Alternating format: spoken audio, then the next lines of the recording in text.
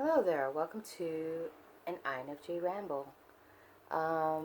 Today's topic we're going to talk on people pleasing tendencies. And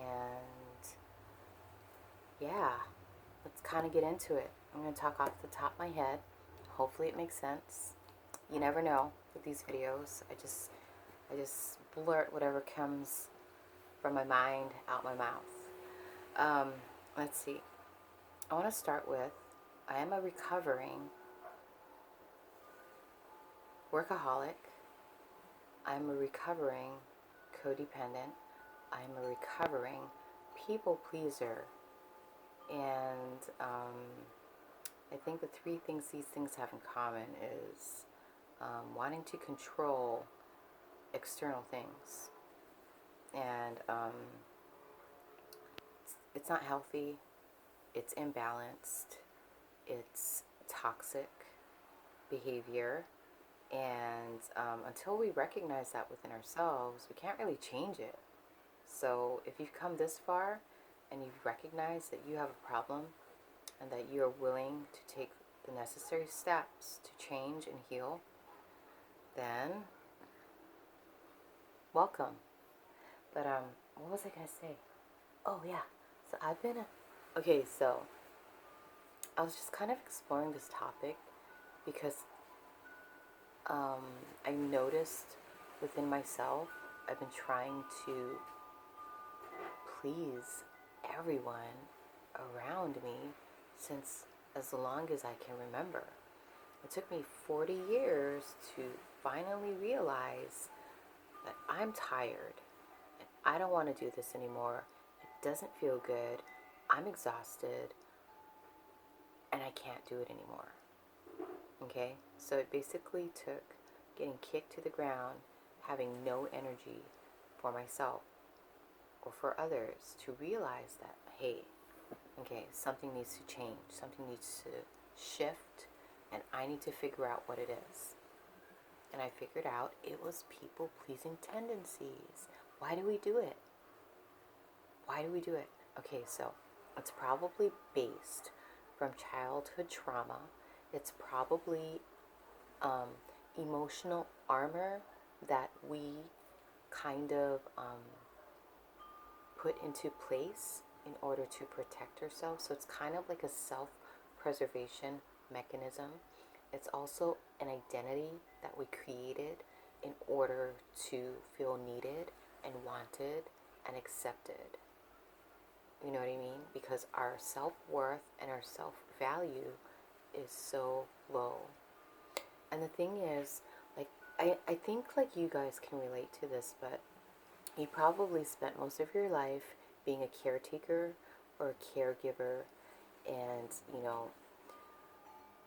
yeah, like on the surface, that seems all fine and dandy. You know what I mean? On the surface, it's really nice. You have a pleasant disposition.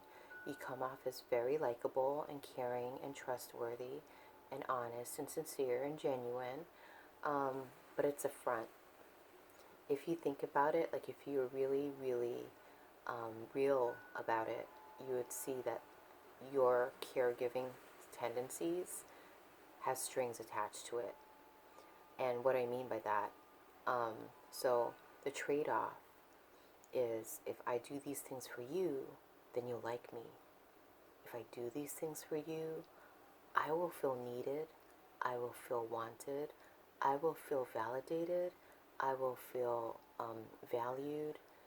And when we don't get this, I think you will agree that there was resentment and disappointment that kind of followed soon after we didn't get the expected outcome from our actions. See, there's a difference between being nice just to be nice, and there's a difference between being nice in order to garner something like attention or affection, or you know what I mean. And because it's such an unhealthy way of connecting with people, that's why relationships never last. That's why they fall apart, because it's built on a fake or a false foundation. So, of course, friendships don't last, right? Because you're being superficial. I mean, it's superficial kindness, and it's used as a manipulative tactic in order to control our environment, the people in it, and the atmosphere. Think about it. So it's really interesting to note, but a people pleaser, I feel like, is probably codependent. On the opposing end of the spectrum, you have narcissists. Both have people pleasing tendencies, control issues, and need to be validated from external sources. It's just they're basically two sides of the same coin, opposing sides of the same coin. And that's why we have a tendency to attract each other. The difference between these two extremes, and both are unhealthy, okay, I think something in between would be a more holistic human, versus a unhealthy, unstable, imbalanced human, because you're so extremist, right? So I feel like people pleasers are selfless. We like to give. We like to put people's needs before our own. And, the list can go on and on. Narcissists are the opposite. They want to find a supply so they can take and take and take. Both manipulate, both have controlling tendencies, both need validation. It's just opposing ends of the spectrum. Whereas one has your best interest in mind, but you don't have your own interest in mind because you're putting everyone else ahead of yourself. Therefore, self-neglect, self-abuse. Yeah, these guys are putting themselves first, and they're trying to get whatever they can out of you through whatever manipulative tactic that they can use on you. So a lot of their relationships are super duper superficial. Will make you believe that you have something real, and all it is smoke. You know what I mean?